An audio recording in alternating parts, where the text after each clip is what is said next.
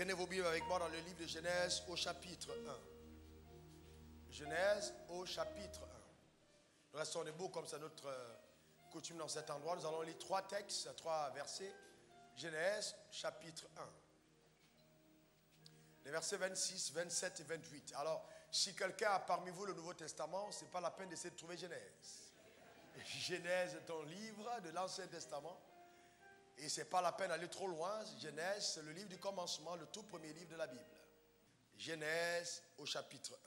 Vous y êtes? Alors, lisons ensemble et très posément les 3 versets, 26, 27 et 28. Vous y êtes? On peut y aller. Puis Dieu dit, faisons l'homme à notre image, selon notre ressemblance, et qu'il domine sur les poissons de la mer, sur les oiseaux du ciel, sur le bétail, sur toute la terre, et sur tous les reptiles qui rampent sur la terre. Dieu créa l'homme à son image, il le créa à l'image de Dieu, il créa l'homme et la femme. Dieu les bénit et Dieu leur dit, soyez féconds, multipliez, remplissez la terre et l'assujettissez, et dominez sur les poissons de la mer, sur les oiseaux du ciel, et sur tout animal qui se meut sur la terre. Père, merci, parce que tu permets à chacun d'entre nous d'entendre ta parole et surtout de comprendre ta parole. Je voudrais vraiment qu'au travers de ma voix, c'est ta voix qui soit entendue par tout le monde, ici et ailleurs. Merci pour la puissance habituelle, éternelle, qui accompagne ta parole quand elle est annoncée par ma bouche. Merci pour les divers miracles. Merci pour l'instruction éternelle qui est la clé de notre ascension et qui déclenche certainement une provision nouvelle. Père, merci pour l'ignorance qui est totalement éradiquée en ce qui concerne nos mariages. Que la lumière soit. Que la lumière soit. Au nom suprême de Jésus, nous avons prié. Amen. Amen, amen. Tu peux t'asseoir dans sa glorieuse présence. Eh bien, le thème ce matin, il n'est pas habituel. Ce qu'on ne vous a pas dit concernant le mariage. Eh bien, vous savez tous que le mariage est un sujet qui crée beaucoup d'excitation dans le corps de Christ. Et quand vous savez, vous assistez à des programmes de prière et qu'on déclare, recevez l'onction du mariage, et les personnes sont tout à fait excitées en disant amen, surtout les femmes, parce que c'est comme si amen, la question du mariage est une préoccupation certaine. Eh bien, le mariage est la première institution de Dieu établie sur la terre, et même avant l'Église. Le mariage a existé avant l'Église. Et quand Dieu a institué le mariage, il a institué pour un but précis. Le but ultime de Dieu en instituant le mariage était la poursuite de ses desseins au travers du couple qu'il établissait sur la terre. Ce n'était pas uniquement une plateforme de réjouissance pour les deux, non. Mais c'était une alliance provoquée par Dieu et établi par lui pour permettre à Adam et Ève, qui furent les tout premiers mariés, d'accord, d'accomplir sur la terre les desseins arrêtés. Quels étaient ces desseins? Dieu dit clairement, quand Dieu a créé l'homme, il créa l'homme et la femme. Il créa l'homme et la femme et Dieu les bénit. Donc quand Dieu les a bénis, les deux existaient en lui. Est-ce que vous comprenez? Il dit soyez féconds. Mais comment est-ce que la fécondité était possible si l'homme était seul? Impossible. Il fallait que l'homme et la femme soient ensemble pour que la parole de Dieu s'accomplisse. Est-ce que quelqu'un comprend de quoi je parle? Donc ne mélangez pas les deux. Ne faites pas d'amalgame. Ça ne veut pas dire que si vous êtes seul, la parole de Dieu ne s'accomplit pas. Non, comprenez-moi très bien. Ça, c'est le cas d'Adam et Ève. Et donc, qu'est-ce que Dieu fit? La Bible dit, Dieu mit Adam dans le jardin d'Éden. Et il dit à Adam, cultive le jardin et garde-le. Donc Adam est arrivé sur la terre en premier. Mais Adam et Ève ont été créés le même jour, mais Adam a vu la terre avant Ève. Donc, ce n'est pas après la création d'Adam que Ève a été créée. Non, Ève a été manifestée après, mais créée le même jour qu'Adam. Car Dieu a créé tous les hommes le même jour. Mais il les a révélés sur la terre à des séquences différentes. Parce que la Bible dit, Dieu vit tout ce qu'il avait fait. Donc il a fait tout et il s'est reposé. Donc l'homme est arrivé sur la terre. Et le mandat de l'homme était justement de cultiver la terre, de la garder, d'imposer sur la terre le règne de Dieu. Et donc, après Dieu fit une déclaration assez surprenante. Il dit, il n'est pas bon que l'homme soit seul. Je lui ferai une aide qui lui soit semblable. Mais cette parole-là s'adressait précisément à Adam. Il n'est pas bon que cet homme Adam soit seul dans le jardin. Pourquoi? Parce que Dieu avait déjà béni Adam et Ève. Et la parole de Dieu ne pouvait pas s'accomplir sans Ève. Donc il n'était pas bon qu'Adam soit seul. Parce que seul, c'était un handicap pour la vision de Dieu sur la terre. Dieu était très concerné par ce mariage. Mais avant ça, vous allez vous rendre compte que Dieu, malgré le fait qu'il fit le constat qu'il n'est pas bon que l'homme soit seul, va prendre le temps de faire passer à l'homme le test, l'homme le mal ish, le test de la responsabilité. Il fit venir vers l'homme les animaux pour voir comment est-ce que l'homme les nommerait. Pourquoi? Parce que l'homme ne voulait pas, Dieu ne voulait pas prendre le risque de donner à un homme irresponsable une femme. Donc il devait tester pour voir si cet homme était capable d'avoir une autre responsabilité, c'est de prendre soin d'une femme. Si c'était simplement les rapports sexuels, il n'aurait pas à faire venir les animaux. Il voulait voir d'autres aptitudes. Tous les hommes peuvent avoir des rapports, mais tous les hommes ne peuvent pas prendre soin d'une femme. J'ai bien dit ce qu'on ne vous a pas souvent dit. Donc c'est après ça que Dieu fit tomber l'homme dans un profond sommeil. Et la Bible dit qu'il ôta des côtes de cet homme une femme qu'il fit venir vers l'homme. Et c'est alors que l'homme dit, voici, celle qui est hôte de maison, chère de ma chair, on l'appellera femme. Maintenant, regardons attentivement. Comment était cet homme que Dieu a disposé pour le mariage? Premièrement, Adam vivait en Éden. Éden, c'est un lieu de cohabitation, un lieu de rencontre entre Dieu et l'homme. Donc, c'était un tabernacle. Donc, un homme qui n'est pas en relation directe avec Dieu, s'il entre dans le mariage, il peut être une calamité pour sa partenaire. Il avait une bonne relation avec Dieu. De deux, il était en bonne santé. Il était en très bonne santé. Trois, il avait un travail. Il travaillait. Quatre, il était responsable. On peut travailler et être irresponsable. Un homme qui travaille, mais qui prend tout son argent pour aller dans les maquis, qui prend tout son argent pour faire des futilités, est irresponsable. Il n'est pas candidat à la responsabilité suprême, celle de prendre le soin d'une femme. Vous ne pouvez pas être un homme et vous n'avez pas l'habitude de rentrer chez vous à l'heure. Vous êtes toujours en train de rentrer à minuit et vous prétestez vouloir entrer dans le mariage. Vous allez avoir des problèmes.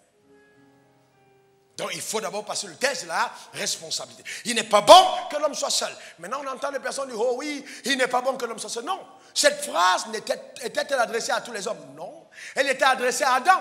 Pour certains hommes, Dieu dira, il est bon que Barthélemy soit seul. Que Josué soit seul. Que Marc soit seul. Pourquoi? Parce qu'il n'est pas encore prêt à entrer dans le mariage. Vous n'avez pas vu des femmes qui se marient et après elle était radieuse, rayonnante et elle commence à être fade et pâle. C'est qu'elle a fait face à des réalités qu'elle n'ose même pas décrire. Demandez à nos mères quand elles accompagnaient leurs filles en mariage, on disait courage, courage. Il faut supporter ma fille. Il faut supporter. Comme si on était en train de préparer des gens à entrer dans un supplice, aller affronter un gourou. Et donc, ce n'est pas ce que Dieu a pensé. Est-ce que vous comprenez? C'est très important. Donc, pour certaines personnes, il est bon qu'il soit seul. Il est bon qu'il soit seul. Il est bon qu'il soit seul. Et vous voyez, la condition d'Ève, quand Dieu l'a fait venir vers Adam. Ève sort directement de Dieu, mais au travers de la côte de l'homme. Vous savez, les femmes commettent de graves erreurs. N'épousez pas un homme duquel vous n'êtes pas tiré. C'est-à-dire qu'il faut quand même regarder un minimum de similitude. Parce que si l'homme, vous êtes tiré d'une côte aux dimensions un peu plus élevées et que vous voulez rentrer dans une petite côte, il y aura un complexe. Et l'homme se transformera en boxeur parce que vous n'êtes pas ajusté pour lui. Est-ce que quelqu'un comprend de quoi je parle? Est-ce que quelqu'un comprend? Bien aimé, écoutez-moi très bien. Je vais vous dire les choses qu'on ne vous a pas souvent dit. Et il y a des marchandises dans les boutiques, quand vous attendez le solde, ce n'est jamais un soldé. Il y a des marchandises qu'on ne solde pas, quelles que soient les saisons. Donc ce n'est pas parce que ton mariage tarde que tu vas te solder pour un ainsi comme ça. il est probable que c'est simplement parce que Dieu te réserve le meilleur. Donc il faut juste attendre. Est-ce que quelqu'un comprend de quoi je parle? Il faut juste attendre. Elle venait de Dieu. Elle était pure. Elle avait des valeurs. Et elle était vierge. C'est pour ça que Adam a dit, on l'appellera femme. Bien aimé, il y a des femmes qui ont déjà été nommées. Si tu la prends en mariage, tu ne peux plus lui donner un nom. Parce que quelqu'un d'autre a déjà laissé une empreinte dans son âme. Elle n'est plus nommable. Elle est célibataire mais mariée dans l'âme. Quelqu'un a laissé une empreinte. Quand Dieu demande la virginité pour la femme, ce n'est pas par hasard. C'est parce qu'il sait. Vous voyez des gens, oh, il n'embrasse pas bien. Mais comment tu sais qu'il n'embrasse pas bien? Comment tu sais? Est-ce que quelqu'un comprend de quoi je parle? Si le gars, tu n'avais jamais embrassé un homme, tu n'aurais jamais su. Ça aurait été fantastique. Mais comme tu es passé par 7, 8, 9, 10, et que tu as eu le temps de sélectionner, tu te réfères maintenant à tel qui t'a embrassé de telle manière. Et c'est ta référence. Il n'embrasse pas. Donc la virginité permettait à la femme de se soumettre. Est-ce que vous comprenez de quoi je parle? C'est ça, c'est important. D'accord? Il y a des femmes, le premier jour, si effectivement elles ont attendu jusqu'au dernier moment avant d'aller au mariage, ils disent, oh, quand elles sortent de la chambre, elle dit catastrophe. Est-ce que je vais tenir le restant de mes jours? Pourquoi? Parce que avant c'était une calache, maintenant c'est un beretta. Donc, vous comprenez ce que je parle? Donc, vous comprenez? Simplement. Donc, il faut faire attention. On parle de ce qu'on ne vous a pas souvent dit.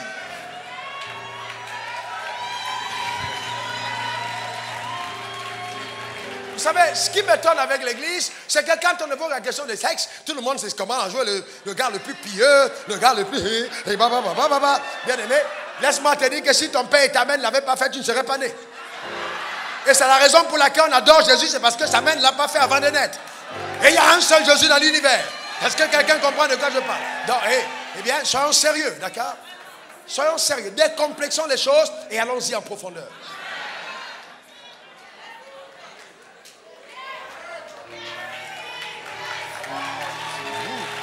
Voilà.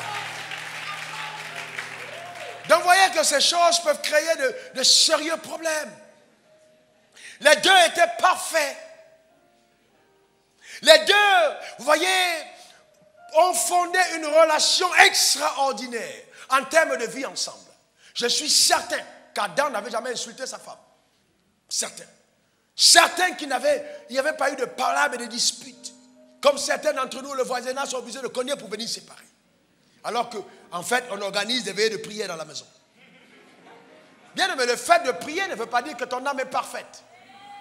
Sérieusement. Et le meilleur endroit où les malformations de l'âme se révèlent, c'est dans le mariage. C'est là où vous trouvez toute la bestialité s'exprimer. Tout l'ego sortir d'un moment. Pourquoi? Parce que c'est ça l'endroit où le test majeur de ta responsabilité se démontre. Vous comprenez? On peut élire un homme dans un pays, mais la seule personne qui peut vous dire qui est ton homme, c'est ta femme, c'est sa femme, pas quelqu'un d'autre. C'est pour ça que si ta femme lève la main contre toi, tu n'as pas moyen de te défendre. En disant cet homme n'est pas bien, c'est pas bon. Donc il faut gagner sa propre maison, d'abord. La raison pour laquelle dans nos sociétés, nous avons des sociétés déséquilibrées, c'est parce qu'on a des familles ébranlées. Le sens de la responsabilité. Ça n'a rien à voir avec l'argent. Rien du tout. Et vous savez, la société nous fait croire que si un homme a donné beaucoup d'argent à une femme, il a comme non. La femme va s'attacher à ton blé, si tu donnes assez de blé, mais elle n'est pas épanouie par le blé. Elle est épanouie par ton amour pour elle.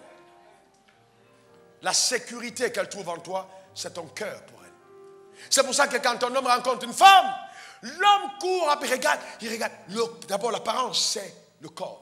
Mais la femme, elle regarde, elle est séduite par le cœur. C'est pour ça qu'au départ, le gars est un poète, il t'invite au restaurant, il trouve la porte de... Non, tout ça, c'est millimétré. C'est un tireur d'élite. Il te place là. Il regarde pour voir si la cible est bien placée. Ça ne veut pas dire que c'est un gars qui va continuer comme ça, non. Faites attention aux gens qui ne vous montrent que leur qualité au départ. Ces personnes peuvent cacher des choses terribles. N'épousez jamais un homme ou une femme avec laquelle vous n'avez jamais eu de problème. Seuls les problèmes vous révèlent les caractères réels des personnes. D'accord? Donc, il faut faire attention. Les deux étaient parfaits. Ils vivaient ensemble, ils étaient heureux. Mais ils ont échoué. Vous voyez, la réussite n'est pas le fait qu'on s'entend bien. Il y a des couples qui s'entendent bien, mais ils ont échoué. Parce que la réussite, c'est est-ce que vous atteignez le but de Dieu ensemble? Est-ce que vous faites ce que Dieu attend de vous? Ta femme ne peut pas être réduite à piler du photo banane. Je suis désolé. Si c'est comme ça que tu vois une femme, tu es en villageois.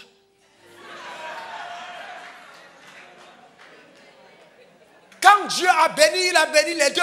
Il dit soyez féconds. Comment tu peux brimer la personne que tu veux célébrer le soir? Tu brimes le matin et tu célèbres le soir. Il y a quelque chose qui ne va pas. Est-ce que vous comprenez de quoi je parle? Donc c'est important de comprendre ça. C'est important de le comprendre. Donc malgré le fait que Dieu lui-même a dit le mariage est bon, il a béni ce mariage a échoué. Pourquoi? Les buts de Dieu n'ont pas été atteints. Alors qu'en fait, ils étaient harmonieux. Je suis certain que Adam et Ève s'entendaient très bien. Mais votre entente, est-elle une entente pour les buts de Dieu ou c'est une entente pour la chair? Est-ce que c'est pour la chair? On est heureux en voyage, on est heureux en mange au restaurant, on est heureux, les enfants sont dans les grandes écoles. Et puis quoi? Derrière tout ça, quel est le plan de Dieu pour vos couples? Est-ce que vous remplissez? Est-ce que vous êtes en train de courir après cet objectif? La seule chose qui va créer la plus grande satisfaction, c'est avoir la révélation permanente que vous êtes en train de faire ce que Dieu attend de vous. Le reste, c'est un leurre et une vanité. Donc, poursuivre les desseins de Dieu. Et donc, vous allez vous rendre compte que juste après que Ève mangea de ce fruit et en donna à son mari qui en mangea, quand Dieu posa la question, Adam, où es-tu? Il dit, oh, je suis nu, je me suis caché. Quoi, Adam? Tu as mangé le fruit que je t'ai interdit de manger? Oh Dieu, non, c'est pas moi, c'est la femme que tu as mise à côté de moi. Vous savez, quand vous lisez la Bible, lisez-la bien. Il n'a pas dit c'est Ève. S'il disait c'est Ève, c'était pour dire c'est cette dame qui est ma femme. Mais il dit la femme que tu as mise à côté de moi, il remettait en cause le fait que Dieu l'ait mis dans le mariage. Tu l'as mise à côté de moi. Comme pour dire Dieu, tu sais très bien que quand j'étais seul, on n'a jamais eu de problème.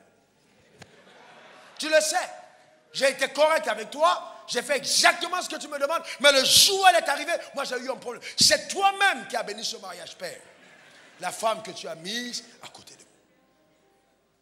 Dans ce jour-là, il accusait la présence d'Ève, qu'il a célébrée au départ. Oh, voici celle qui est hausse de mes os, chair de ma chair, on l'appellera femme.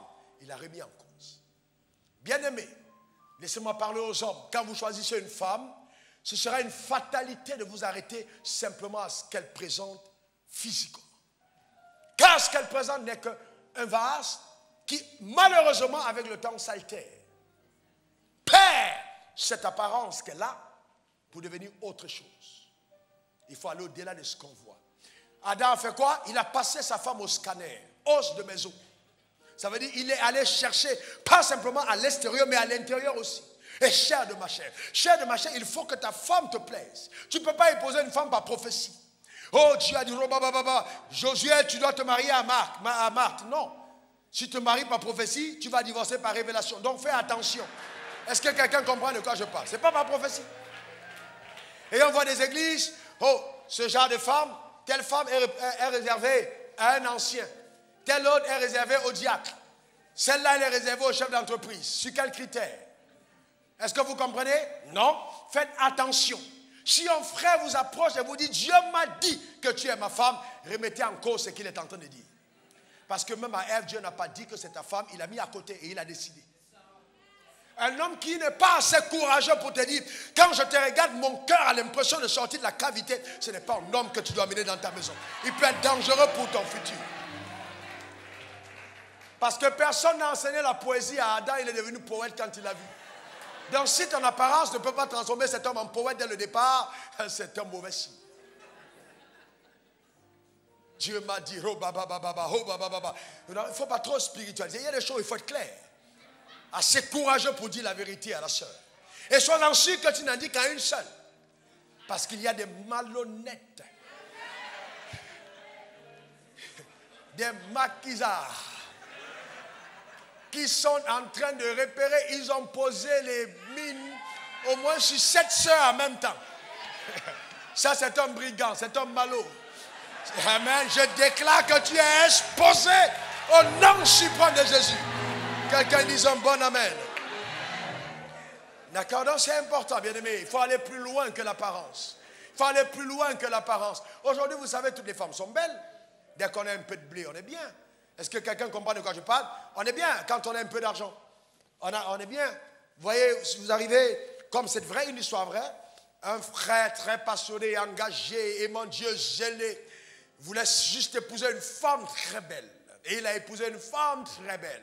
Sauf que c'était une femme très belle avec l'aide de la chirurgie esthétique. Donc, quand ils sont arrivés le premier soir au mariage, la dame elle allait prendre son bain et puis, justement, pour venir vers, parce qu'il y a eu tellement de danse. Mais quand elle va à la douche, elle a posé les cheveux. Et puis après, elle a enlevé les ongles, elle a mis de côté. Elle a enlevé le dentier, elle a posé. Elle a enlevé les yeux, elle a posé de côté. Donc, quand elle est entrée dans la chambre, le gars a sauté par la fenêtre. Il a dit, non, pasteur, ce n'est pas la femme que j'ai choisie. Est-ce que vous comprenez de quoi je parle? Amen. Donc, mes frères, si vous aimez les cheveux naturels, demandez à la fiancée pendant que vous êtes encore dans les fiançailles, est-ce que c'est naturel?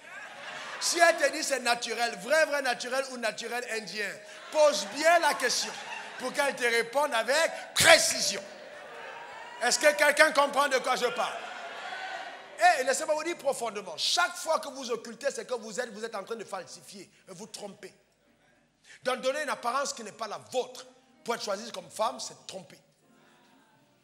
Soyez fiers de ce que vous êtes. Le frère peut être content, il dit, j'ai trouvé la métisse, mais quand l'enfant naît noir. Ah, Dieu, je ne voulais pas parler de ça aujourd'hui. Est-ce que vous comprenez de quoi je parle? Dites-vous la vérité, bien-aimés. Os de mes os, chair de ma chair. J'ai bien dit ce qu'on ne vous a pas souvent dit.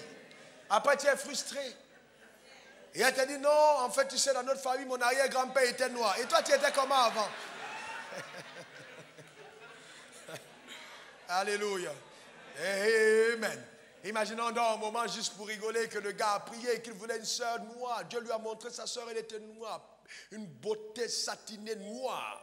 Et puis maintenant, tu t'es changé, tu es devenue toute blanche. Tous les jours, il prie, il passe à côté, il ne te remarque pas. Parce que tu n'as plus l'apparence que tu devais avoir pour l'homme qui t'attend. S'il y a un homme qui t'attend, c'est que Dieu a voulu que cet homme t'attende dans les conditions qui sont tiennes. Et laisse le soin à cet homme de te trouver tel que tu es. Et laisse cet homme participer au fait de te cultiver et de te donner la forme que tu devrais avoir. Que lui-même investisse dedans. N'ayez aucun complexe. Dieu ne s'est pas trompé. Est-ce que vous comprenez? Le nez que celui-là n'aime pas parce que c'est tout long. Il y a un gars qui va dire, waouh, quel nez j'ai jamais vu. Regarde comment il est large. Et qu'il est là jusqu'ici. J'aime ce nez, oui. Est-ce que vous comprenez de quoi je parle? Amen. Alléluia. Qu'une femme dit, je suis belle telle que je suis. Oh, dis-le avec foi, je suis belle. Amen. C'est normal, pas de complexe. On a des sœurs dans l'église qui ont un complexe. N'ayez pas de complexe. Tel que vous êtes. Dieu vous a créé comme il a voulu. Et il vous veut comme il vous a créé. N'ayez aucun complexe.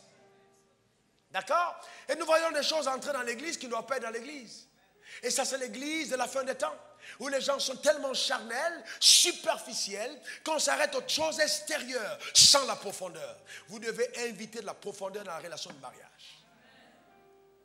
Est-ce que vous comprenez de quoi je parle? C'est très important. Et vous savez, Dieu, en établissant la famille, il dit, oh, Marie aime ta femme. Marie aime ta femme. Comme Christ a aimé l'église. Chaque fois que la Bible, notez ceci, demande à l'homme de faire quelque chose, l'homme avec grand H, c'est parce que la chair de l'homme a tendance à en faire le contraire. Donc Dieu demande de faire, par sa parole, ce que notre chair n'affectionne pas faire. Marie aime ta femme. aime ta femme. Nous verrons tout à l'heure. Marie aime ta femme. Vous allez vous rendre compte que l'homme, c'est plus facile pour lui d'aimer la voisine.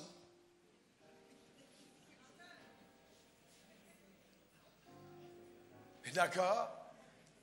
Aimer la collègue de bureau qu'aimer sa femme. Quel problème tu as à aimer aller au restaurant sans ta femme?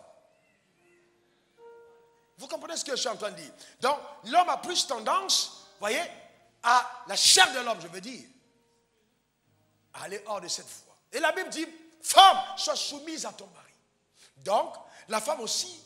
Imaginez, vous dites à une femme qui est mariée, le patron l'appelle à 20h. Ok, madame Antel, j'ai besoin du rapport prêt à 8h. Elle se lève du lit, elle dort à 4h du matin et elle prépare le rapport. Le mari dit la même chose 2 semaines plus tard.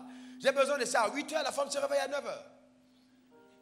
Où est le rapport? Non, j'étais fatigué, j'ai dormi. Quand c'est le patron, on le fait. Et ça semble être anodin. Non, c'est l'expression de la rébellion de la chair qui est anormale.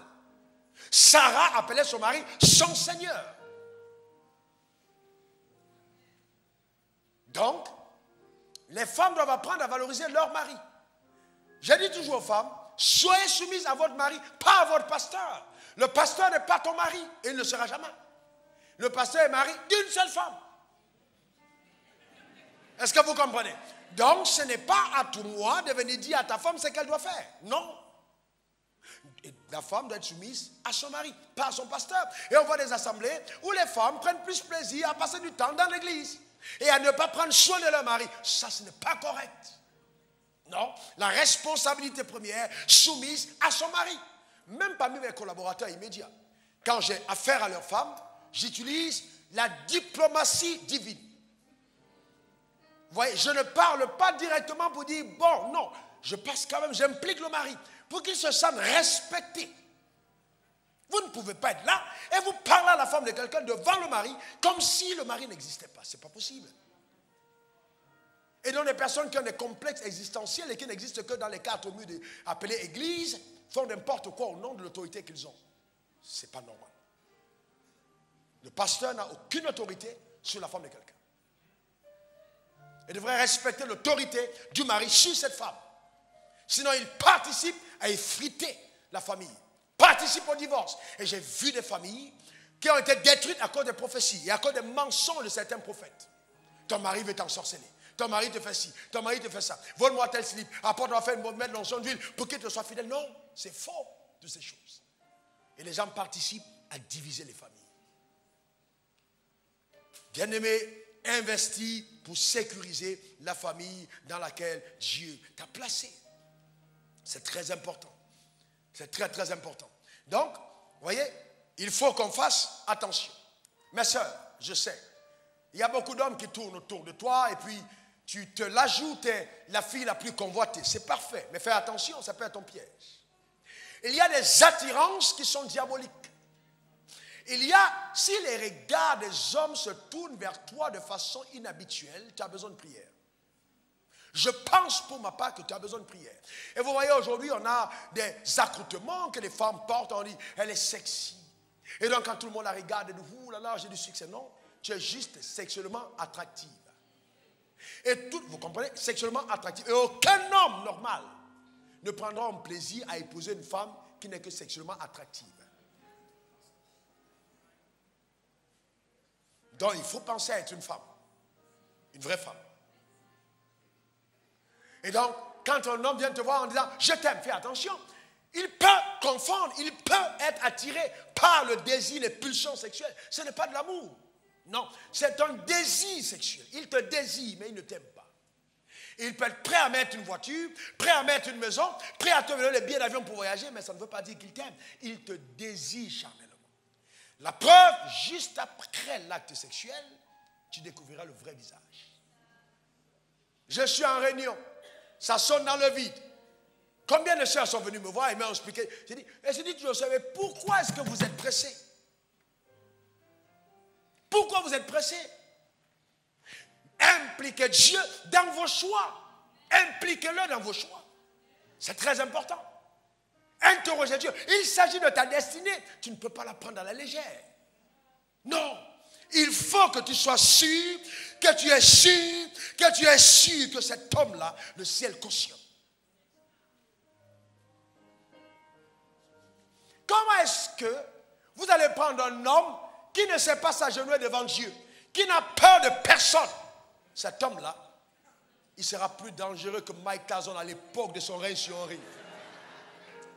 Il faut faire attention. Il faut quand même qu'il craigne Dieu. Un homme qui ne sait pas prier, tu vas où avec lui? Il ne sait même pas, on dit tourner la Bible. Vous savez, il joue le beau garçon. Il ne sait même pas trouver le verset biblique dans la Bible. Quand tu regardes ça, tu dis attention. Il a besoin d'être formé d'abord, de connaître Dieu. C'est important. Oh, pasteur, il prie quand même. Où? Non, il est très ami à maman Marie. Ok. C'est le bon petit du pasteur Wafo. Ok, mais tout ça, est-ce quoi ça sert? Si lui-même, il n'a pas une relation avec Dieu. S'il n'a pas une relation avec Dieu, il est dangereux. Et vous voyez des gens qui tous les jours à l'église lèvent les mains, sont actifs. Il vient te dire, pasteur, il craint Dieu. Mais son seul défaut, c'est qu'il est dans la Rose-Croix, il est franc-maçon. Mais pasteur, je suis sûr que c'est Dieu. Amen. Vous savez, à un certain moment, quand la femme est emballée, même le féticheur, elle épouse. Vous voyez que, non, sérieusement, il faut faire attention. Il faut faire attention. Quelqu'un qui n'a pas eu peur de discuter avec le serpent et de se laisser convaincre. Ça veut dire que si elle prend une mauvaise tangente, elle peut se révéler terriblement aussi. Donc il faut faire attention. C'est pour ça qu'il faut être avec Dieu.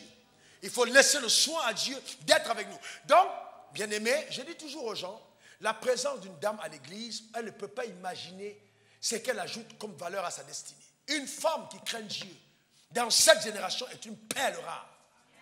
Très, très rare. Une femme recommandable et sur laquelle le ciel a mis toute son attention et son affection parce qu'elle craint Dieu. Elles sont rares aujourd'hui. Vous êtes dans les travaux, les bureaux, non? Vous savez ce qui se passe? N'est-ce pas? Une femme qui craint Dieu, c'est trop rare. Même à l'église, c'est devenu rare. Mais je sais que tu fais partie de ces femmes rares. Amen. Parce que tu as pris la résolution, justement, de te tenir avec Dieu. Donc, c'est très important. Regardez le cas parlant de l'attraction sexuelle. Vous savez, il y a une histoire dans la Bible que j'aime beaucoup. L'histoire d'Amnon et de Tamar. Amnon était très amoureux de Samuel 1, verset 13, verset 1 à 2. Après cela, voici ce qui arriva. Absalom, fils de David, avait une sœur qui était belle et qui s'appelait Tamar. D'accord? Et Amnon, le fils de David, l'aima. Qu'est-ce qu'il fait? Il a aimé. Amnon était tourmenté jusqu'à se rendre malade à cause de Tamar, n'est-ce pas? À cause de Tamar, sa sœur, car elle était vierge. Elle était comment? Vierge. Et il paraissait difficile à Amnon de faire sur elle la moindre tentative. Il était difficile. Aujourd'hui, on n'aurait pas dit la même chose. Elle-même qui fait des tentatives. Ce n'est pas qu'il est difficile. Elle-même, ouverture. Pour demander, tu ne m'as pas repéré, je suis là. Il y a des sœurs, même dans l'église, elles ne sont pas tranquilles. Dès qu'un homme arrive, il faut qu'elle passe devant, il faut qu'elle fasse quelque chose pour se faire remarquer. Ce n'est pas comme ça qu'elle était dans son coin. Elle croyait en Dieu. Et la Bible dit que Amnon l'aimait. Et regardez au verset 14. Mais il ne voulut pas l'écouter, il fit violence, la déshonora et coucha avec elle. En fait, il a faim d'être malade et il a demandé à son père David d'envoyer sa soeur s'occuper d'elle. David aussi a dit, ok, il a dit à sa fille, va t'occuper de ton frère qui est malade. Arrivé dans la maison, il a renvoyé tout le monde et il a couché avec elle. Et la Bible dit, puis Amnon eut pour elle une forte aversion, plus forte que n'avait été son amour. Et il lui dit, lève-toi, va-t'en. Il l'a chassée juste après. Pourquoi? Parce que ce n'était pas de l'amour. Il avait des pulsions vis-à-vis d'elle. Et vous savez que le diable peut instrumentaliser quelqu'un, avoir des pulsions sérieuses contre toi, faire tout ce qu'il faut pour t'épouser et juste après, il commence à te détester. Et il y a beaucoup de mariages où les gens regrettent d'être ensemble. Et vous savez, les gens, les croyants aujourd'hui à l'église ne sont pas francs. Sur 10 familles, il y a 7 acteurs. Vous voyez les soeurs qui sont là, chérie, comment tu vas? Quand elle dit chérie, c'est que ses amis sont à côté. Quand les amis sont mariés, oui, Luc, tu m'appelles pourquoi? Oui, voilà. Mais quand, oh chérie, alors, comment tu vas? Oula. Est-ce que je suis bien sur le téléphone d'Elisabeth? Oui, mon chéri, c'est moi. Elisabeth, c'est toi? Il raccroche, il rappelle. Tata. Alors? Oui, oh mon miel, comment? Quoi? Il raccroche. Il dit, mais c'est quel numéro j'appelle? En fait, elle est assise avec ses copines. Donc elle se la joue en fait. Mais alors qu'à l'intérieur, c'est du feu. Voyez-vous? C'est dangereux. Ou alors peut-être qu'elle va dire, chérie, simplement parce que le soir, elle va poser une requête sur la table. Donc vous voyez, il y a beaucoup de gens qui sont acteurs. Le mariage n'est pas supposé être ça. Et regardez donc, comment est-ce que le mariage a été dévalorisé. Et jusqu'à ce que Jésus lui-même, un jour, et là on arrive à un point très important, des choses qu'on n'a pas souvent dites. Les pharisiens viennent vers lui, regardons le texte, pour que ce ne soit pas comme une histoire inventée. Matthieu 13, 19, allez-y, regardons ensemble. Matthieu 19, verset 3 à 12. J'attends que vous y soyez, ou alors regardez simplement.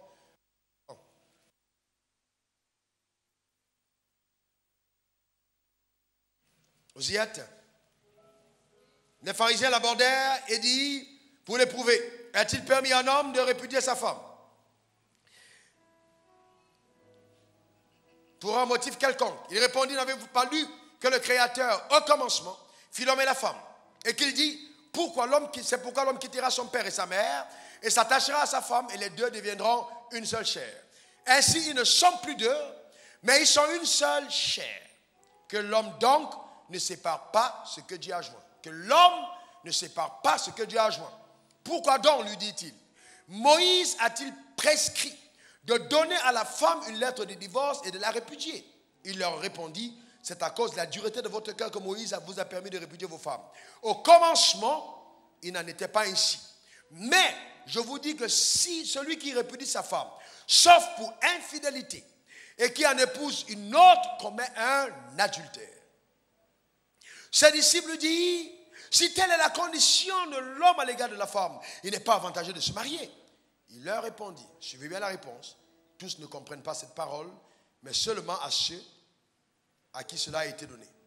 Car il y a des eunuques qui le sont dans le ventre de leur mère, il y en a qui le sont devenus par les hommes, et il y en a qui se sont rendus tels eux-mêmes à cause du royaume des cieux. Que celui qui peut comprendre, comprenne. Bien, très bien. Première question. Est-ce que Jésus a dit que le mariage était une bonne chose? On a lu la Bible là, tout de suite. Est-ce que Jésus a dit que c'était une bonne chose? Il n'a pas dit ça. Non, non, non. Vous savez, quand on ne confronte pas la vérité, on court le risque d'être dans l'erreur. Prenez cette vérité dans son contexte, sans déformer. Jésus ici dit, tous ne comprennent pas. Ça veut dire que Jésus reconnaît qu'il n'est pas un avantage pour l'homme de se marier. Maintenant, de quel avantage s'agit-il? Premièrement, Dieu nous dit, aime le Seigneur ton Dieu de tout ton cœur, de toute ton âme, de toute ta force et de toute ta pensée. Celui qui se marie ne peut pas accomplir ce commandement. Pourquoi? Parce que celui qui se marie cherche des moyens de plaire à sa femme, comme dira l'apôtre Paul. Il se préoccupe. Donc la consécration est volée. Il n'a plus le même engagement pour le royaume des cieux. Regardez ce que l'apôtre Paul lui-même dit à ce sujet. 1 Corinthiens 7, verset 11. Pour ce qui concerne les choses dont vous m'avez écrit, je pense qu'il est bon pour l'homme de ne pas toucher la femme. Qu'est-ce qu'il dit?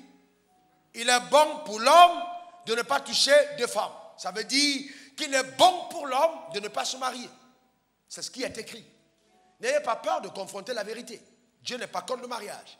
Mais il n'a jamais dit que le mariage était un avantage. Parce que le mariage est une institution parfaite qui a été corrompue par les hommes imparfaits. Donc le mariage est devenu quelque chose qui n'est plus recommandable comme il était au commencement. Bien que ce soit une institution divine. Parce que dans le mariage, l'homme perd le sens. Ouais, son amour pour Dieu baisse, c'est ce que la Bible dit. Dans 1 Corinthiens 7, verset 32 à 33. Car je voudrais que vous fichiez sans inquiétude, celui qui n'est pas marié s'inquiète des choses du Seigneur. Mais des moyens de plaire au Seigneur. On dit quand tu n'es pas marié, tu t'inquiètes des moyens de plaire au Seigneur. Mais regardez ce que la Bible dit. Celui qui est marié s'inquiète des choses du monde. Ça, c'est fort, hein? S'inquiète des choses du monde, des moyens de plaire à sa femme. Lisez la suite, même chose pour les femmes. Donc, vous ne pouvez pas être marié et penser que votre consécration sera la même. Moi, quand je n'étais pas marié, je connais le nombre de temps que je passais dans les jeûnes, dans l'éveil, dans les prières, je sais. Mais dès que je me suis marié, j'ai eu un problème. Je suis allé voir un de mes aînés, je lui ai demandé, mais je n'arrive pas à comprendre, ma passion pour Dieu a baissé. Et il m'a dit, c'est normal, tu t'es marié. Et c'est là où j'ai découvert la profondeur de ce texte. C'est normal.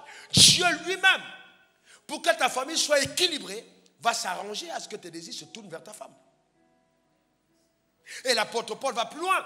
Que celui qui est marié se comporte comme n'ayant pas de femme, à cause du royaume des cieux. Ça veut dire que cette priorité mise dans la famille n'occulte pas les desseins éternels de Dieu pour la famille. Donc il y a d'abord un but à atteindre, c'est le but de Dieu. Ce n'est pas seulement manger et boire. Il y a un mandat dans la famille que Dieu a signé au couple. Donc un couple sans sens de sa destinée, je vous garantis, c'est un couple qui ne sera pas heureux. Voyez-vous? Et c'est ça la profondeur.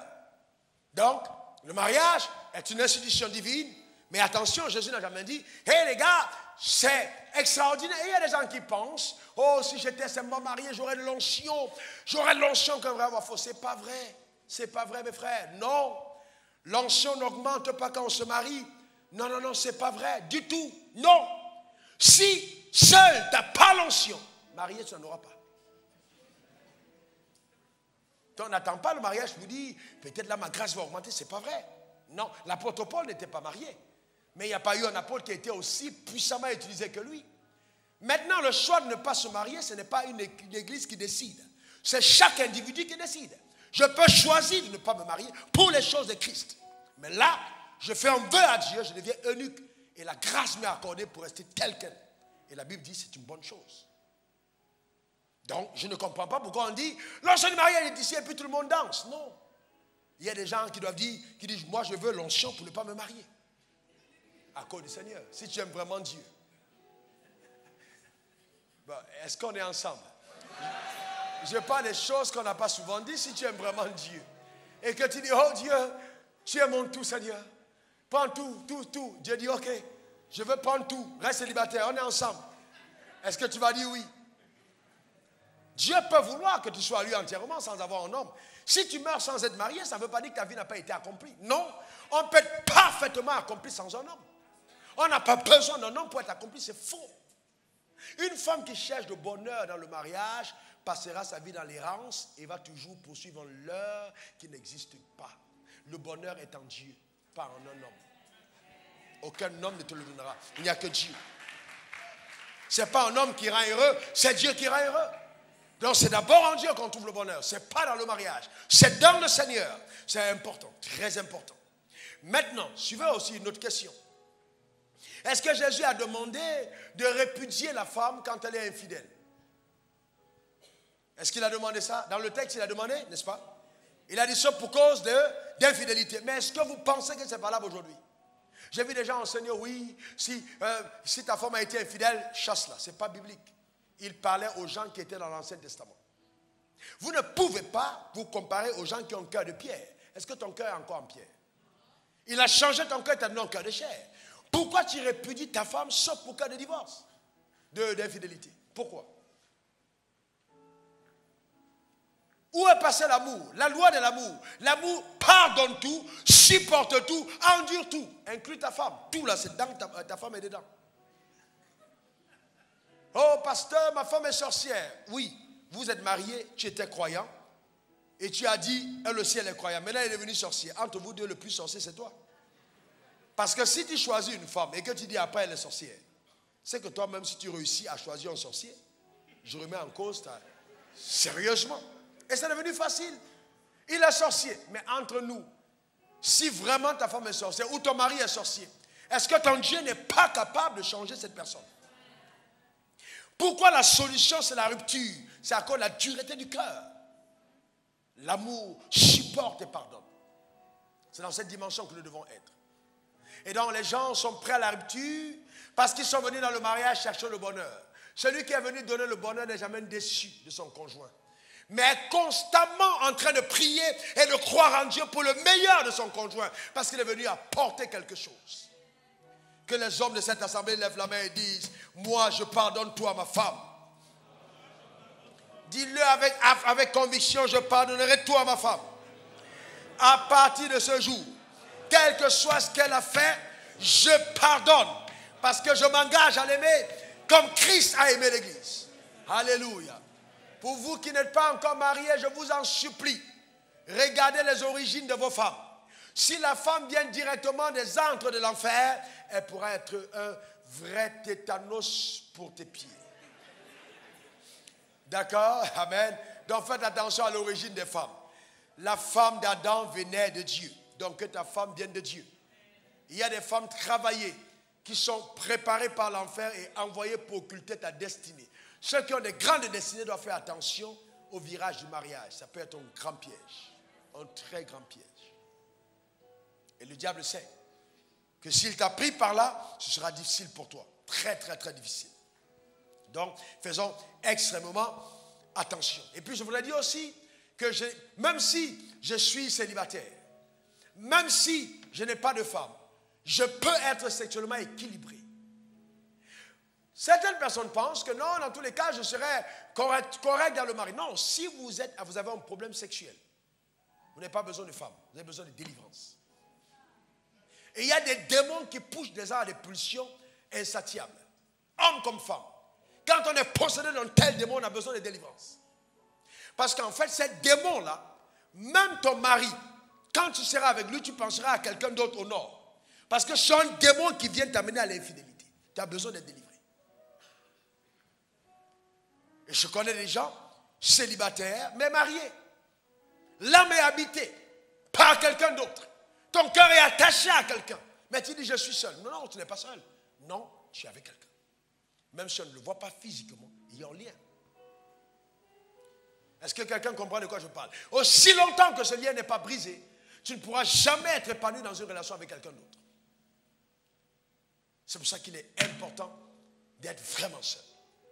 Et donc prendre le temps soi-même d'aller devant Dieu et de dire, Dieu, aide-moi. Oh Dieu, délivre-moi de tout ce qui est attaché à mon âme. Je veux être cette personne vierge de toute influence, homme comme femme, pour être à même d'entrer dans le mariage et d'apporter le bonheur à mon conjoint. Si vous ne faites pas ce travail au préalable, il y aura un sérieux problème. Nous devons être sincères. Souvent, la majorité des crises que nous avons dans la maison viennent du fait que nous-mêmes, nous avons des problèmes en nous. Réglons-les d'abord avant d'entrer dans le mariage. On n'est plus sous la loi. La loi comblait les hommes. Les hommes, dans Deutéronome 24, il était permis aux hommes de répudier leurs femmes, de les envoyer à gauche, à droite, parce qu'ils n'étaient peut-être pas contents. Quand on dit on t'a trouvé en flagrant délit d'adultère, je ne sais pas si à l'époque il y avait des huissiers. Et même un huissier peut être corrompu, on peut faire un faux constat. Et puis tout de suite on répudie une femme, parce qu'on dit on l'a trouvé. Non, mais aujourd'hui ça a changé. Quand vous mettez avec une femme, soupesez la décision avant d'aller dans le mariage. Et je vais vous dire ceci du très profond de mon cœur. Si vous désirez vous marier, il y aura certainement un homme pour vous. Aucune malédiction prononcée sur la vie de quelqu'un dans cette assemblée ou ailleurs, disant que tu n'as pas droit au mariage, aucune malédiction pareille ne pourra avoir de l'influence sur ta destinée. Tu n'as pas besoin de jeûner pour te marier. Tu n'as pas besoin de passer des nuits de prière pour te marier. Non, le mariage est un droit d'alliance. Tu as juste besoin de croire. Et Dieu t'enverra ton mari. Est-ce que quelqu'un comprend de quoi je parle? Et il y a des gens qui ont des problèmes relationnels. Réglez-les avant le mariage. Réglez-les. Parce que ça peut éloigner la personne à côté. La personne est peut-être venue, mais ton caractère est terrible. Et donc je suis en train de chuter pour dire, bien-aimés, n'oublions pas, la Bible dit celui qui trouve une femme vertueuse a trouvé, c'est vrai, une femme a trouvé le bonheur, c'est vrai. Donc en fait, celui qui trouve une femme a trouvé le bonheur. Celui qui trouve une femme a trouvé le bonheur. On n'a pas dit la femme qui trouve un mari a trouvé le bonheur. Donc dans la pensée de Dieu, c'est l'homme qui cherche la femme. Celui qui trouve une femme, donc il cherche la femme et il la trouve. Ce n'est pas la femme qui cherche l'homme. La femme se préoccupe simplement de faire la volonté de Dieu. Et l'homme que Dieu a pour elle, il en verra. Rappelez-vous de Sarah.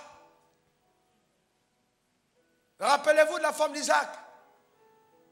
Comment est-ce que le mariage a été fait? Elle était où? Au puits. Et on a envoyé la chercher. Je vois une escorte prophétique venir te chercher là où tu es. Tu n'as pas besoin de faire quoi que ce soit. Si Dieu a arrêté un plan pour toi, ça se réalisera. Il faut juste lui faire confiance. Et demeurer dans ses voies. D'accord? Donc c'est important. Dans les hommes, retrouvons les valeurs d'Adam. Ce sont ces personnes ayant une bonne relation avec Dieu. Ces personnes qui savent qu'ils ont un appel sur leur vie. Et ces personnes qui en ont le mariage avec la détermination de continuer à servir les desseins de l'Éternel. Et chaque femme doit se considérer comme une aide. Aider. Si l'homme ne sait pas où il va et quel est le but de Dieu pour sa vie, aucune femme ne pourra l'aider. On n'aide pas un homme qui ne sait pas ce qu'il a à faire. D'accord? C'est très important.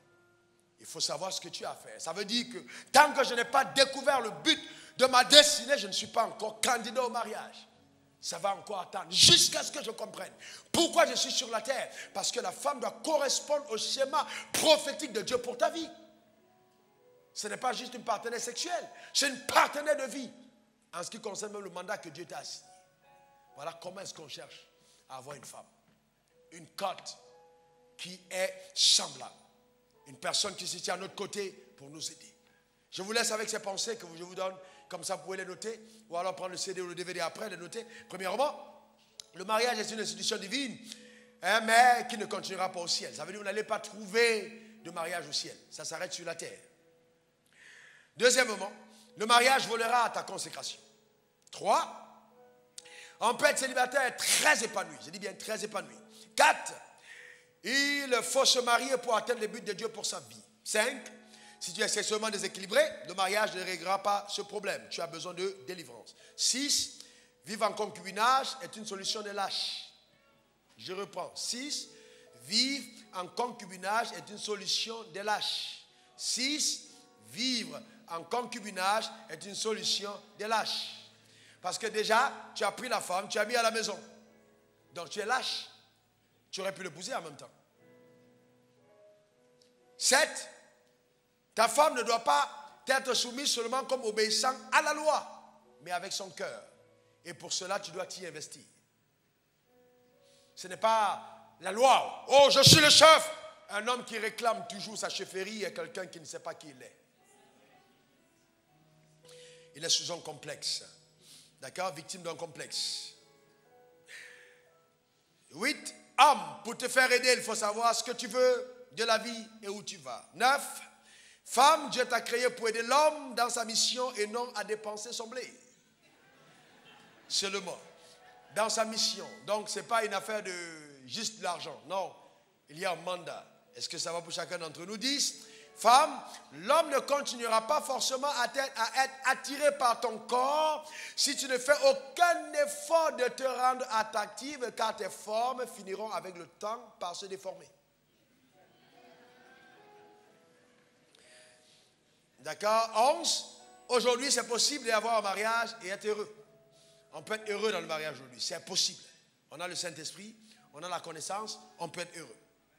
12, pour arriver au bonheur, il faut se préparer à en donner. Ceux qui arrivent au bonheur sont ceux qui se préparent à en donner. 13, celui ou celle qui recherche le partenaire parfait finira par ne jamais se marier. Celui qui recherche le partenaire parfait finira par ne jamais se marier. Il faut rechercher l'homme que Dieu a pour toi, la femme que Dieu a préparée pour toi, pas la personne parfaite. Parce que toi-même, tu n'en es pas. 14, le célibat est de loin, souvent de loin préférable à certaines tribulations dues au mariage. Souvent, il est mieux pour la personne d'être célibataire que d'entrer dans des situations de turbulence extrême. J'ai vu des femmes qui ont commencé à avoir des palpitations, qui ont commencé à avoir des maladies psychosomatiques. Ce n'était pas une attaque diabolique, c'était le mari qui était la hantise. Donc faisons très attention. 15, il est vital et crucial de faire intervenir Dieu avant de se décider à prendre un conjoint. D'accord? C'est très important. Et je pense qu'après ce message, on vous aura presque tout dit en ce qui concerne le mariage. Si vous écoutez d'autres messages, bien entendu. d'avant. Que Dieu vous bénisse richement. J'aime votre silence. Je l'aime, j'aime profondément. Je l'aime vraiment. Ça veut dire que la parole a eu son effet dans votre cœur, n'est-ce pas? C'est très important. Maintenant, ce matin, je voudrais prier pour 3 catégories de personnes. Premièrement, il y a des personnes qui sont ici et tu dis, ah, vraiment, mon mariage est problématique. J'ai besoin d'aide. Baisse la tête, je ne vais pas te demander de te lever. Et je vais prier simplement. Père, au nom suprême de Jésus, je demande ton intervention miraculeuse. Ton intervention suprême dans chacune des familles où il y a des problèmes. Pour quelque raison que ce soit. Ô Père, intervient. Restaure par ta puissance merveilleuse la paix et le bonheur dans ces familles. Toi qui es capable de restaurer, restaure au nom suprême de Jésus. Que ton nom soit exalté. Agis dans les cœurs, ô Saint-Esprit. Merci pour ce que tu fais. Au nom suprême de Jésus, nous avons prié. Amen. Ensuite, s'il y a quelqu'un dans cette assemblée qui a besoin, qui sent que c'est vraiment la saison pour elle de se marier, je vais prier avec toi afin que tu trouves ton conjoint, homme comme femme, et que tu ne te trompes pas, que la personne que Dieu a pour toi soit celle que tu choisisses. Lève juste la main, je veux prier avec toi là où tu te trouves. Amen. Lève ta main courageusement devant le trône de la grâce. Père, au nom suprême de Jésus, même si tu me suis en direct, pose juste ta main sur l'écran. Je voudrais, par ta puissance surnaturelle, que tu interviennes, Éternel, dans la vie de ces personnes qui ont besoin d'un conjoint. Que par ta puissance, oh Dieu, ton œuvre soit réalisée. Merci de permettre que ce frère et cette sœur trouvent, Éternel, le partenaire idéal. Merci, oh Dieu, pour la manifestation de ta fidélité. Que ton nom soit glorifié, car la Bible déclare, toutefois dans le Seigneur, l'homme n'est point sans la femme et la femme n'est point sans l'homme. Tu as un plan parfait pour chacun d'entre nous et il s'accomplit certainement au nom de Jésus, j'ai prié. Amen. Et enfin, tu es arrivé ici et tu entends vraiment dans ton cœur l'appel de Dieu. Tu te dis vraiment, je veux donner ma vie au Seigneur. Je veux naître de nouveau. Je sens que si je meurs maintenant, je n'irai pas au ciel. Je veux donner ma vie à Jésus. Je veux appartenir au royaume des cieux. Lève ta main. À 5h du matin, je prophétisais encore sur ta vie. Et je sais que tu es là ce matin. Lève-toi. Lève-toi là où tu es. Je veux prier pour toi. Je sais que vous êtes là. Je sais. Lève-toi là où tu es. Lève-toi simplement. Lève-toi. Lève-toi. Amen. Lève-toi. Merci Seigneur. Amen. Je vais prier avec vous. Venez ici devant. Venez. Merci. On continue d'acclamer pour eux.